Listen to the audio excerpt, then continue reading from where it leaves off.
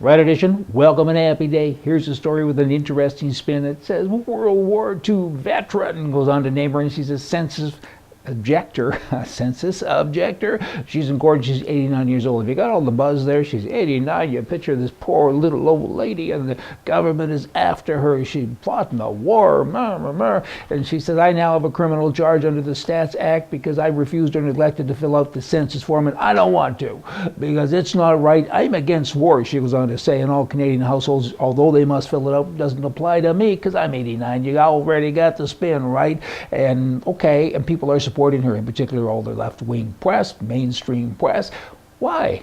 Why is she so different than younger people? What's age got to do with the price of a banana? When you get your form, fill it out. It is the law of the land. I mean, if you don't fill it out and you're under 89 and you're not a woman and you weren't in the war, guess what? You'll be charged under the Criminal Act. It's kind of like the gun laws, you know. She's against guns. By the way, the Criminal Act applies to gun holders in Canada, and she thinks that's okay, but it shouldn't apply to her, even though the law is that way.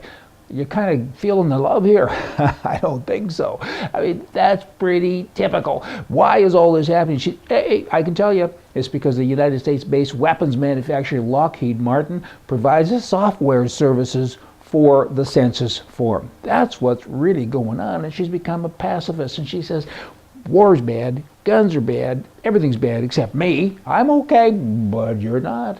You know, hypocrites make me nuts, in particular ones that actually were in the war, and now she's living on the system. How am I doing? Now you got a fella here that ran for the mayorship in Toronto a couple of years ago. His name is George Smitherman. He was in provincial politics before that. He's openly gay. He's married to a man, and it's interesting because the man he's married to recently had a situation. They couldn't find him. They called the police and they did find him. But prior to that, or during that I should say, Smitherman, they said to him, you know, how you feeling? He said, I'm so upset. Where's my husband?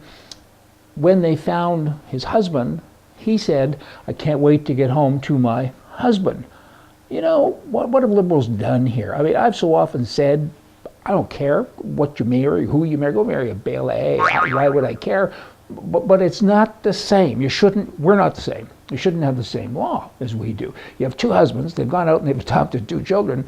How does this work? How does this work? It's kind of like, once you meet my brother Daryl, my other brother Daryl, we all shouldn't have the same names and shouldn't have the same things. There should be different things for different people. You can't have that kind of thing going on. The world's a mess. Grizzly bear. Growl, more growling going on. This grizzly bear attacked a man.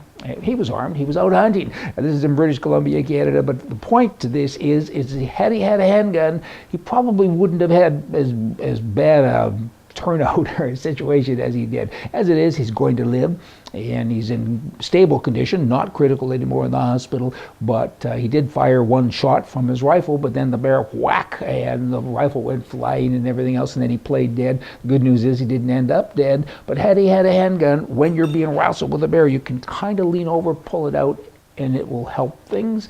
Try getting a permit to get that because the government says you're too stupid to look after yourself. Bear's attacking you. It's simple. Phone us. We'll come and save your life. Would you rather have a gun in your hand or a cop on the phone or a bear in your face? Wilfrid Laurier, he was the Prime Minister of Canada way back when, in the late 1800s and the early 1900s maybe. In the first place, he said this: we should insist that if the immigrant who comes here in good faith becomes a Canadian and puts himself in to be one of us, then he should be treated on exact equality with everyone else. For it's an outrage to discriminate against any man because of creed, birthplace, or origin, but this is predicated upon the person becoming in every facet of life a Canadian, and nothing but a Canadian. There could be no divided allegiances here. Any man who says he's a Canadian but is something else also isn't a Canadian at all.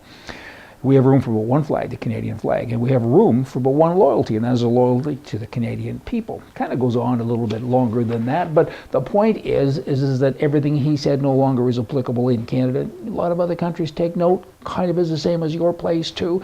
It's what's an immigrant and what's a settler. If you're a settler and an immigrant comes to your country, they need to do what you do. The old guys in Rome figured that out. They said, when in Rome, kind of do what we do and get over yourself.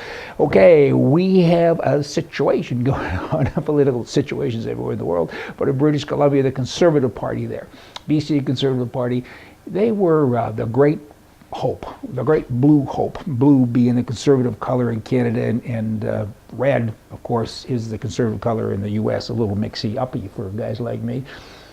Back to this, they were the bright light, and they failed. It didn't work, and people ended up voting not for them, and there's another Liberal government in power, and it's unfortunate, but they got another shot now. And what gets me is that they don't talk like you should talk to get elected. They don't use words like socialist and right wing and left wing, and they don't talk that way.